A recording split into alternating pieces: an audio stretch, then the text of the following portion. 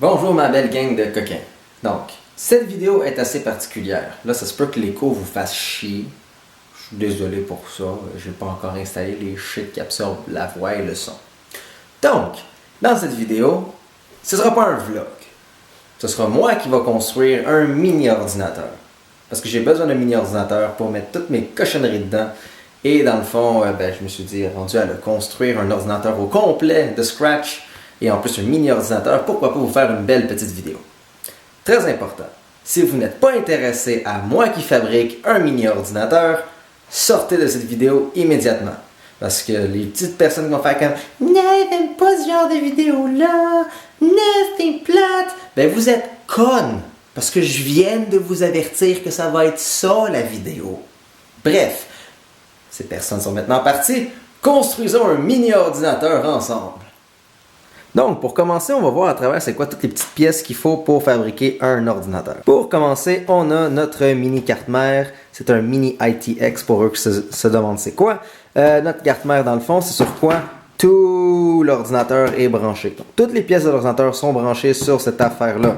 D'où pourquoi il y a le nom carte mère. Lui, qu'est-ce qui est spécial, c'est qu'il y a des cartes, des ports réseau assez puissants parce que ce sera un ordinateur qui va être construit pour stocker tous mes fichiers à travers mon routeur, donc à travers le réseau de chez moi. Donc, dans le fond, ça va être un serveur. Donc, ça a besoin d'être très rapide au niveau réseautique. La prochaine pièce est le processeur. Le processeur sert à, dans le fond, tout calculer ce que l'ordinateur fait. Donc, vous ouvrez un logiciel, vous faites du montage, vous blablabla. Généralement, c'est le processeur qui va travailler avant tout. Dans ce cas-ci, c'est un processeur Pentium. C'est pas la chose la plus rapide au monde, très loin de là. Mais pour les tâches d'un serveur comme qu'est-ce que je fais, ça fait amplement le travail. Et le processeur en passant, c'est juste la petite chose qui est ici. Qu'est-ce qui vient avec, c'est qu'est-ce qu'il faut pour le refroidir. Et généralement, eux qui viennent avec sont dégueulasses. Utilisés comme pas vraiment ça. Parlant de refroidir le processeur, voici son cooler à lui. C'est un cooler de processeur low profile, donc c'est fait pour être très petit pour entrer justement dans un mini ordinateur comme qu'est-ce que je construis. Et l'avantage avec la série Noctua, donc dans le fond cette marque-là, qu'est-ce qu'ils vont avec, c'est qu'ils sont très silencieux. Sachant que cet ordinateur-là va être ouvert 24 heures sur 24, c'est important que ce soit silencieux. Et lui, il est petit et silencieux. Ensuite, on a la mémoire vive. Dans ce cas-ci, c'est 8 GB. La mémoire vive, c'est très simple. C'est quand le processeur fait des calculs, il stocke qu'est-ce qu'il fait dans la mémoire vive. Ensuite, il reprend qu'est-ce qu'il y a dans la mémoire vive, fait d'autres calculs, le remet dedans, ainsi de suite. Dans le fond, plus que vous avez de mémoire vive, plus que vous pouvez faire de choses en même temps. Et quand vous faites du montage, avoir de la mémoire vive, c'est très important. Parce que ça vous permet de faire un render ou un preview plus longtemps de ce que vous faites. C'est pour ça que je ne suis pas un fan de Mac. Parce que vous achetez un ordinateur qui de base coûte plus cher et qui n'est pas selon vos besoins. Quand vous construisez votre ordi, ça vous coûte beaucoup moins cher. Vous avez un ordinateur qui est vraiment selon vos besoins, donc vraiment plus puissant et versatile. Ensuite, on a le Power Supply. Cette cochonnerie-là sert à donner du courant dans l'ordinateur. En ce moment, il y a 400 watts, c'est sûrement beaucoup plus que ce qu'il faut, mais l'avantage avec, c'est que c'est une série platine. Donc, comme vous voyez ici, 80 plus platine. Il y a du bronze, gold, silver, platine, titane. Plus c'est haut, plus que votre Power Supply va, dans le fond, être économique, énergique, comment je peux expliquer ça? Efficace avec son power. Donc l'avantage avec celui-ci, c'est un Seasonic, une très bonne marque. Sinon, j'aime beaucoup c'est Corsair, mais lui, son gros avantage, c'est qu'il n'y a pas de fan. Donc il ne fait pas de bruit. Ce qui est fantastique pour mes besoins parce qu'il reste allumé, comme je l'ai dit, tout le temps. Donc vous voyez, quand on construit un ordi, on le fait vraiment selon nos besoins. Et moi, cette affaire-là va être ouverte tout le temps, je ne veux pas qu'il fasse de bruit. Pour installer le système d'exploitation, qui dans ce cas-ci sera sûrement Windows, parce que Linux, oui, serait peut-être mieux, mais j'aime mieux Windows parce que je peux l'utiliser pour faire d'autres choses si j'en ai besoin. Un SSD. Donc, contrairement à un disque dur traditionnel, ça c'est beaucoup plus rapide. Parce qu'un vrai disque dur, ça tourne, ça bouge physiquement, donc il faut vraiment qu'il physiquement bouge pour trouver autre chose. Ça, c'est beaucoup plus rapide, c'est beaucoup plus efficace, c'est beaucoup plus fiable, c'est aussi plus cher. Mais 60 GB, c'est plus que nécessaire pour pouvoir mettre mes applications et installer le système d'exploitation. Dans ce cas-ci, Windows. Ces deux cochonneries-là ont ce qui a coûté le plus cher. En fait, ces deux cochonneries-là coûtent plus cher que tout l'ordinateur. Ceci est 6 Terabits. 2 fois 6 Terabits. Je vous explique. 1 Terabit, c'est 1024 GB ou gigaoctets. Et 1 gigaoctet est 1024 MB. ou mégaoctets. Donc oui, ça stocke des choses en tabarnak. Il y a de la place là-dedans comme ça se peut pas. Là, vous vous dites, Jay, tu vas avoir 12 terabits? Non. Ces disques durs-là seront configurés en ce qui s'appelle du RAID 1. Donc, ils sont dupliqués. Donc, si jamais un des deux disques plante, ce qui arrive très souvent avec des disques comme ça, eh bien l'autre a une copie exacte de mes fichiers. Ce qui est de la redondance avant tout. Donc, ça va être important, ça va stocker beaucoup de fichiers, donc je veux que ça soit redondant. Ça, c'est extrêmement cher, parce que ça, c'est du Western Digital, c'est la marque, et c'est du RAID. RAID qui est fait pour du NAS, Network Assisted Storage, donc du stockage assisté par réseau. Donc, dans le fond, ce que je vais faire, c'est fait pour beaucoup plus de fiabilité et non de la vitesse. Et moi, ce qui est important avec ce ordinateur-là, c'est de la fiabilité. Donc ça coûte beaucoup plus cher que vos disques durs normaux. Comme je vous dis, ça, c'est 750$.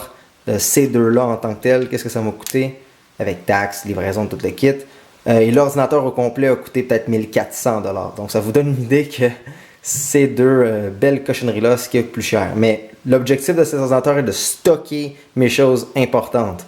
Alors la majorité de l'argent va dans le stockage de mes choses importantes. Pour finir, on a le boîtier de l'ordinateur qui est un Fractal Design Node 304. C'est un mini ITX, comme notre carte mère. Et l'avantage avec ça, c'est qu'il est très simple, il est très clean, il est très compact, mais surtout il vient aussi avec deux fans pour l'aération. Excusez, 3 fans, parce que c'est comme 2 mini en avant. Donc il vient avec beaucoup d'aération, silencieuse, compact, simple. Donc l'avantage aussi, c'est que oui, on peut fabriquer plus petit l'ordinateur, mais moi c'est important de pouvoir mettre mes 2 gros disques durs et plus dans le futur. Et lui peut en stocker jusqu'à 6. Donc c'est important aussi de penser au niveau du futur. Donc toutes les pièces que vous allez voir vont rentrer dans ce boîtier-là. Et on va commencer à ouvrir nos choses. Toujours plein de beaux padding. C'est important pour pas que ça vienne tout croche. Donc, voici le boîtier du mini-ordinateur. Pour donner une référence, ça c'est ma main, ça c'est un couteau suisse. Si on prend les mesures, donc il fait approximativement 37 cm. Donc un peu plus gros qu'une règle de 30 cm. Si vous voulez juger le reste, gâtez-vous. Mais comme vous pouvez voir, c'est très très compact, c'est très mini. Donc ça va aller justement dans le petit cabinet qui est à côté de mon ordinateur pour qu'il soit proche de mon routeur. Donc on va commencer à placer tout l'équipement, tout ce qu'on a besoin, le sortir de l'emballage et préparer notre station de travail pour monter l'ordinateur.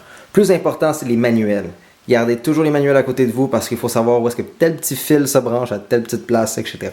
Fait que je vais tout faire ça parce que je vais essayer de garder cette vidéo-là le plus court et le plus instructif et supposément le fun possible. Je veux juste dire que qu'est-ce que Noctua a fait est vraiment cher, mais tu sais, on l'ouvre et c'est comme vraiment clair, les accessoires, le système qui est ici, qu'est-ce qui est pourquoi, et après ça on l'ouvre et il y a l'aération, c'est juste... font de la qualité, c'est vraiment fun. Donc, votre espace de travail est censé ressembler environ à ça quand vous voulez monter un ordinateur. Écoutez, je comprends à 1000% si ça ressemble pas à ça. Depuis ma jeunesse, je fais ça sur des tables de cuisine chez moi. Mais c'est pour vous dire, dans le fond, d'être organisé dans ce que vous faites parce que sinon, ça va être l'enfer. Donc, toutes les boîtes, toutes les choses, gardez-les à une place. Vous voyez, comme j'ai tout sorti que j'ai besoin et j'ai aucune boîte qui traîne autre que celle-là. Et c'est important de les garder parce qu'il y a des chances que ce que vous recevez ne fonctionne pas. Et ça se peut que ce soit votre faute, vous êtes dans la merde, ça se peut que ce soit pas votre faute, vous pouvez les changer. Donc dans mon cas, un exemple, j'ai mon kit d'outils iFixit. Ça ici, c'est un kit d'outils premium, ça coûte comme 150$. Vous n'avez pas besoin de ça. Un kit d'outils de comme même pas 20 à 30$, ou même quasiment des outils que vous avez qui traînent chez vous, peuvent être parfaits pour, dans le fond, monter et démonter un ordinateur, remonter, installer, peu importe. Il y en a beaucoup qui mettent beaucoup d'argent sur leur kit d'outils, mais c'est pas tant important. C'est vraiment comment vous les utilisez. C'est juste que moi, je monte tellement souvent des ordinateurs que c'est utile. Là, il y en a qui se demandent « Jay, pourquoi tu mets pas ton bracelet antistatique? » Regardez, en toute honnêteté, là, j'ai touché du métal. C'est correct. Là, et tant pis pour ça. Donc, continuons. La carte mère qui est ici. Mes accessoires importants, des tie wraps, il vous en faut tout le temps. J'ai des accessoires assez spéciaux comme ça ici, qui la caméra ne voudra clairement pas focuser dessus, mais dans le fond, ça l'ouvre et ça sert à aller chercher comme une petite vis qui essaie de s'enfuir dans le fond. Vraiment utile. Des outils de base de précision, mes petites pinces, de quoi pour essuyer s'il faut. Tout c'est toujours méga utile pour pouvoir dépoussiérer. Là, les vis du case qui sont là. Voilà le cooler. Voici le processeur. mon jig, mes cartes qui sont ici.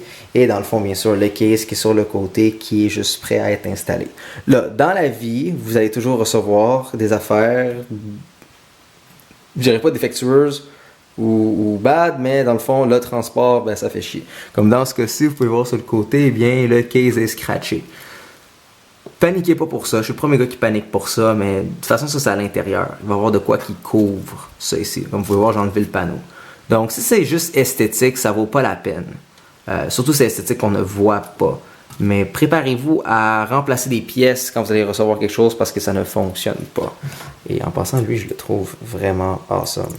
Donc, première chose que je vais installer, et bizarrement rien qui est devant vous, je vais commencer à installer au moins le power supply. Donc, qu'est-ce qui fait l'alimentation de l'ordinateur à l'intérieur. Comme ça, justement, c'est plus facile de placer le reste des pièces dedans vu que j'ai moins besoin de gosser. Donc, on va commencer à faire ça. Seasonic aussi sont vraiment coquins. Ils donnent non seulement des tie wraps et aussi des beaux velcro. J'aime ça. Quand vous avez un power supply de qualité, généralement, il va venir dans vraiment un sac fait en velours. C'est complètement inutile, mais c'est vraiment sympathique. Ce power supply là est ce qui s'appelle modulaire. Donc, qu'est-ce qu'il fait avec? C'est comme vous voyez, il n'y a aucun fil tout autour. Donc, toute la panoplie de fils vient à côté et on peut vraiment choisir comme bon, j'ai besoin de cette prise-là, j'ai besoin de cette prise-là, j'ai ce truc-là à alimenter. Comme ça évite d'avoir des fils en trop qui traînent à l'intérieur du case et bloquent la circulation d'air ou juste rend ça laid. Dans ce cas-ci, cet ordinateur-là n'a pas de fenêtre sur les côtés où il n'y a pas de transparent ou visible, mais c'est quand même un plus d'avoir une bonne organisation de fils.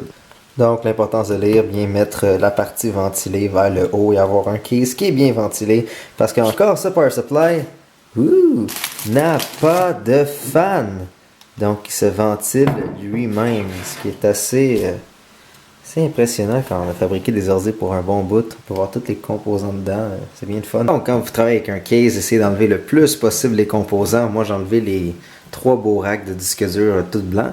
Et comme vous pouvez voir maintenant, le power supply est installé. Donc, dans ce cas-là, c'est important de suivre les particularités de chacun. Lui avait besoin d'être aéré en haut. C'est parfait parce que les fans sont ici.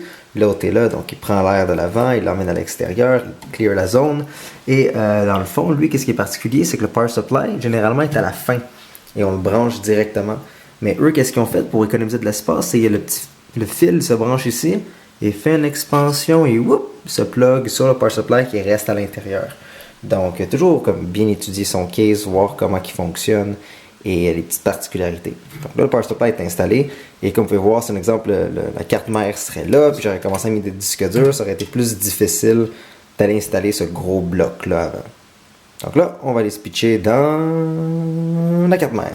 Donc, pour la carte mère, qu'est-ce qui va être méga important? Ça va être d'installer le processeur. C'est un petit processeur, c'est un petit socket. Suivant ça, on installe par-dessus en français, on appelle ça un ventirad. C'est vraiment dégueulasse. Entre les deux, c'est important de mettre ce qui s'appelle de la pâte thermique. Donc, dans le fond, il y a le métal, les deux morceaux de métal, dans le fond, du processeur et du ventirad touchent ensemble, mais il y a comme des micro gaps d'air entre, et c'est important dans le fond avec une genre de petite pâte de juste mettre comme légèrement quelque chose entre les deux pour s'assurer que le transfert de chaleur se fait bien. Donc on va commencer avant tout à mettre le processeur, ensuite la pâte thermique et ensuite le petit ventilateur.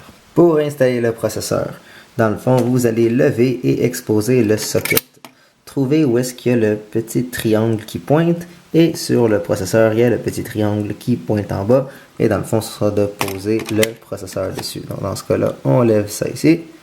On prend le petit processeur. Bien tant coquin. Hein? Ça n'a pas de l'air assez fucké cette affaire-là. Et ensuite, on appose ça ici. Et ensuite, on va bloquer le tout. Ça, c'est le son le moins satisfaisant au monde. Et voilà.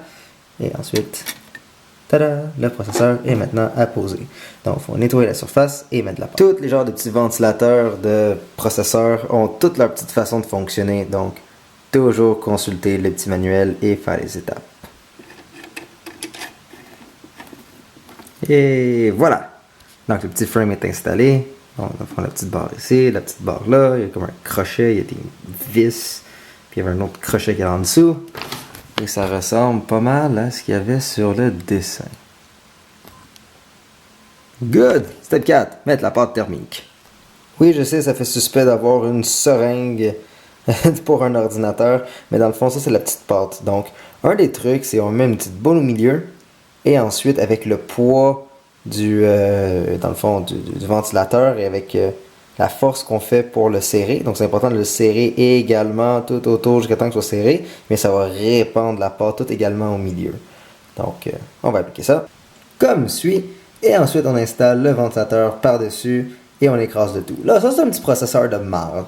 Donc, c'est pas méga puissant. Donc, c'est moyennement important, la qualité que j'applique ça. Surtout avec le motherfucking ventilateur que j'ai ici.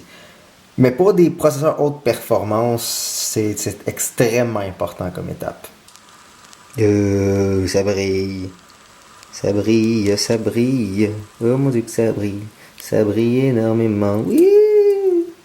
Et voilà, on a maintenant un processeur et une façon de le refroidir sur la carte mère. On va installer la RAM. Dans le fond, c'est juste de le clipper sur le côté ici. Et boum!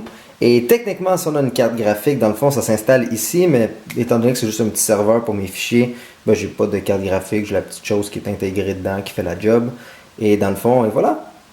On a maintenant notre mémoire, notre processeur et la façon de le refroidir, tout ça sur la belle petite carte mère qui est ici. Et c'est très solide. Comme je dis, c'est très important de visser un côté, l'autre côté, un côté, l'autre côté. Au 4, 1, 2, 3, 4, 1, 2, 3, 4. Ça répand également toute la pâte. Là, évidemment, ce que je vous fais ici, là, c'est pas un guide général. Là. Allez pas construire un ordinateur immédiatement après. Mais ça vous donne un ordinateur. Ça vous donne une idée de c'est quoi construire un ordinateur en tant que tel. Et c'est aussi une façon de savoir pour moi, ben, est-ce que ça vous intéresse des choses comme ça ou non, parce qu'il y en a qui me disaient que oui. Donc, pourquoi pas, vu que j'en fabriquais un. Bon, on va installer cette affaire-là dans cette affaire-là. Comme vous remarquez, il y a un gros trou ici qui traîne, et là, il y a plein de petites plugs. Entre les deux, ce qu'on met, c'est ce qu'on appelle un I/O Shield. Donc, on punch littéralement cette affaire-là ici, et ça fait justement toutes les petites plugs de l'ordi qui sont disponibles et qui sont bien clean. Donc, quand on achète un case, c'est vide, parce que dépendamment de la carte mère que vous avez, ben, les plugs sont différents. Donc, le genre de petits trucs comme ça, il est différent. Donc, c'est pour ça qu'on installe lui-même. Ne jamais visser ça directement là-dessus. Utilisez les petits stand-off qui sont là. Donc ça évite justement que le métal qui est en dessous, parce que cette affaire-là, comme vous voyez, c'est rempli de petites pines de métal. Puis comme vous voyez aussi des choses qui dépassent, comme quand on installe, par exemple, un petit ventilateur dessus. Donc avec les petites choses de métal qu'on va mettre là, ceci, les stand-off, ben, ça va s'assurer justement qu'il est surélevé et il n'y a rien qui touche ou qui fait de contact ou qui fait des problèmes. Donc comme vous voyez, c'est installé à l'intérieur. Tada! C'est placé dedans. Donc en masse d'aération, ça va spinner comme ça se peut pas, sortir tout l'air chaud. Lui, il va sortir l'air chaud par en arrière pendant qu'eux ici rentrent de l'air froid à l'intérieur. S'assure que ça reste froid, les disques durs restent froids, que tout reste froid et que ce soit le plus silencieux possible. Et dans le fond, tout ce qui manque, c'est mettre deux autres petites vis pour accrocher ça. Ils viennent souvent avec des petits paquets des petits sachets de vis comme ça ici. Donc c'est super pratique. Et généralement, vous n'avez jamais acheté comme de vis ou de choses comme ça. À moins que vous faites des installations super spéciales, comme mes ordi à moi, où j'aime savoir des vis de couleur ou des choses plus particulières. Donc, magnifique, tout est installé, tout est beau.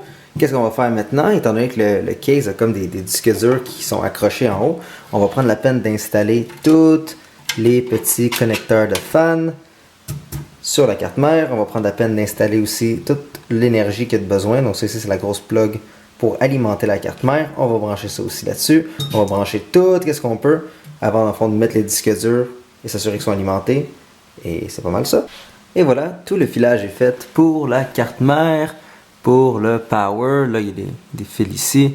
Ça, c'est parce qu'ils ne sont pas dans le chemin, donc c'est correct. Donc, tout est pas mal fait. Donc, la majorité des fils passent sur le côté ici. Donc, comme vous pouvez voir, ça fait une belle couenne de fils qui passe. Tout clean, tout simple. Ces deux-là ici, ça sert à alimenter. Ça, c'est le gros fil principal. Je lui mets des tie wraps pour essayer de le mettre ensemble, qui est branché dedans ici. Donc, en tant que tel, tout est branché ici. Donc, on a un ordinateur qui est là. Tout ce qui manque, c'est de mettre nos disques durs et le SSD. Et on a fini. L'ordinateur est fait. Et voilà, on a chacun des disques durs sur les rails. Donc, ça nous fait, dans le fond, un bloc de disques durs. Si plus tard, je vais en installer un autre, je peux les doubler assez facilement. Mais sinon, ces deux-là vont faire la job pour l'instant. Et dans le fond, j'ai le petit SSD aussi qui est dedans, juste pour une question de style, apparence et m'assurer que c'est correct. Donc, je peux justement prendre ça ici et l'installer à l'intérieur. Donc, la chose qu'on va faire, c'est visser ça, passer le fil électrique pour alimenter chacun d'entre eux et aussi le connecter sur l'ordinateur, dans le fond, la carte mère pour s'assurer que, soient connectés ensemble. Donc, et voilà, tout est installé. La seule chose qui va manquer, c'est finalement, il va manquer un fil pour brancher un d'entre eux sur la carte mère. Donc, ce que je vais faire, c'est que je vais en acheter deux qui seront rouges en plus, comme ça je pourrai facilement les identifier. Mais sinon, techniquement, tout est fonctionnel, tout est installé et on devrait avoir un ordinateur qui est dans un format compact et mini. Donc là, la seule chose qui va être important à faire, c'est de s'assurer que tout démarre, tout fonctionne et que c'est ça, là, qu'on a un ordi fonctionnel. Donc on va le brancher, on va voir si tout allume. Donc, le bouton Power est ici. 1, 2, 3. Et voilà. Et oui, comme vous entendez, il est extrêmement silencieux. Donc il sera encore plus une fois que le capot sera mis dessus. Mais sinon, on a un ordinateur qui est 100% fonctionnel et qui est tout compact. Donc là, je dis 100% fonctionnel. Il faut encore que je le branche à un écran, que je m'assure que tout est correct. Mais il devrait l'être. En fait, vous savez quoi? On va faire ça ensemble live là. Eh bien, testons une dernière fois.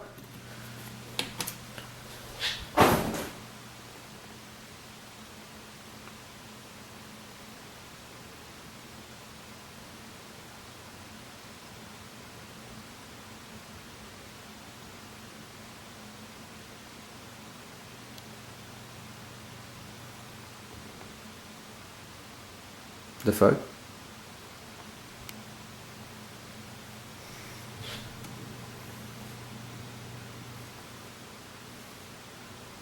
Kat, mais pas son montage, c'est censé fonctionner. Je pense que c'est la TV juste qui aime pas l'ordi. Ah, weird ça. Voilà sur mon beau petit bureau. Donc clavier souris, voilà l'écran et voilà l'ordi.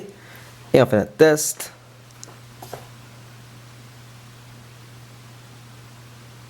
Toujours bien silencieux et bien coquin. Et boum! L'ordinateur ouvre. Dans notre cas, ce qu'on va faire, c'est on va faire une petite mise à jour du BIOS. Donc le BIOS, c'est si on veut le logiciel qui roule à la base même de l'ordinateur. Donc, on va installer ça. Et sinon, eh bien, c'est comme ça qu'on construit un ordinateur. Donc, je vais refermer le tout. Et c'est ça, commencer à installer mes choses.